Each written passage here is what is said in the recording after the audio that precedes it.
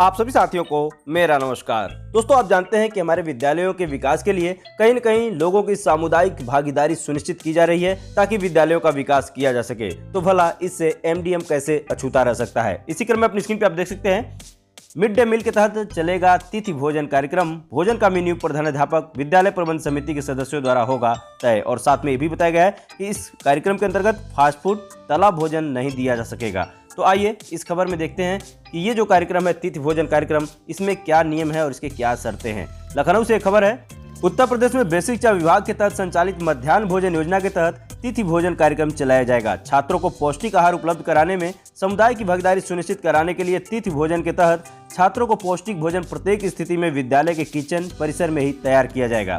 किसी भी स्थिति में बाहर पकाया हुआ भोजन विद्यालय में वितरित नहीं किया जाएगा।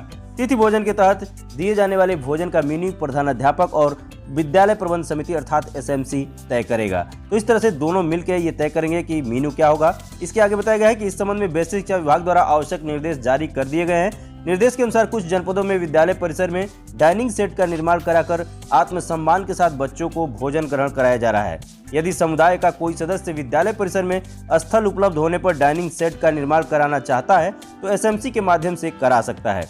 यदि समुदाय का कोई सदस्य तिथि भोजन के लिए नगद धनराशि देना चाहे तो उसे मध्याह्न भोजन निधि एसएमसी के खाते में जमा करा दिया जाएगा। आगे बताया गया है कि उसके अनुसार ही भोजन की व्यवस्था की जाएगी। यदि ऐसी स्थिति उत्पन्न हो कि एक ही तिथि में समुदाय के कई लोग भोजन कराना चाहते हो तो प्रधान विद्यालय प्रबंध समिति अर्थात एसएमसी के माध्यम से यह निर्णय लिया जाएगा कि किस व्यक्ति द्वारा उस तिथि में भोजन कराया जाएगा।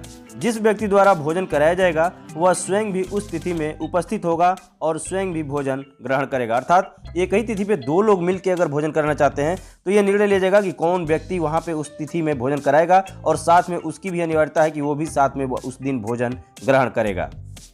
इसी क्रम में आगे बताया जा रहा है कि स्थानीय रूप से प्रचुर मात्रा में उपलब्ध ताजे एवं मौसमी फल वितरित किए जा सकते हैं। समुदाय के जो लोग तिथि भोजन कराना चाहते हैं उनके द्वारा वर्ग, लिंग, जाति में कोई भेदभाव नहीं किया जाएगा। बाल भोजन के तहत यदि फल, सूखे मेवे वितरित किए जाएंगे तो उस दिन मध्याह्न भोजन भी जरूर बनेगा। छात्र चाहें तो मध्याह्नावकाश में मध्याह्न भोजन विद्यालय में खाकर मात्र फल, सूखे मेवे घर ले जा सकते हैं। यानी कि जो सूखे फल और मेवे दिए जाएंगे उसको घर ले जा सकते हैं, लेकिन भोजन करना अनिवार्य रहेगा। आगे बताया गया है, यदि तिथि भोजन के तहत इच्छुक व्यक्ति ऐसा भोजन बनवाना चाहते हैं जिसमें अतिरिक्त श्रम की जरूरत होगी तो इसके लिए इच्छुक व्यक्ति द्वारा ही अतिरिक्त रसोइया हेल्पर की व्यवस्था की जानी होगी। इस रसोइया हेल्पर की व्यक्तिगत साफ सफाई की जिम्मेदारी भी ली जाएगी। उपलब्ध कराए गए भोजन सहायता का संपूर्ण विवरण, डोनर का नाम एवं पता, दिवस, प्रकार, मात्रा, अनुमानित लागत इत्यादि को एक रजिस्टर में दर्ज किया जाएगा।